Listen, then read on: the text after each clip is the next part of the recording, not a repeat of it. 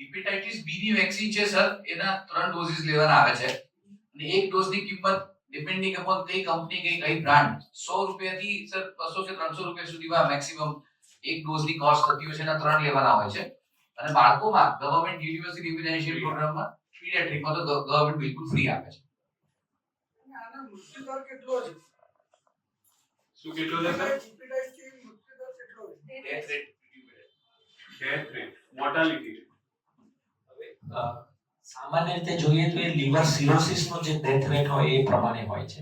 કોઈ એવી particular studies નથી હોતી કે જે હિપેટાઇટિસ કેટલા પેશન્ટ, પણ મોટાભાગે તમે જુઓ હિપેટાઇટિસ થી શું થઈ શકે, જેવી રીતે કે લીવર સિરોસિસ થાય, લીવર સિરોસિસ થી લીવર ફેલ્યુર થાય અને પછી પેશન્ટનું ડેથ થાય, કાં તો પછી હિપેટાઇટિસ બી થી મેલિગ્નન્સી થાય, કેન્સર થાય, બરાબર, અને પછી ડેથ થતું હોય. તો ઇનડાયરેક્ટલી હિપેટાઇટિસ થી ડેથ નથી થતું, હિપેટાઇટિસ વાયરસ થી થતું હોય, કાં તો ફલ્મિનન્ટ લીવર ફેલ્યુર જે આપણે વાત કરી, તો એ પર્સન્ટેજ જોવા જઈએ તો હાર્ડલી 0.10%, 0.20% ટાઈપનું હોય.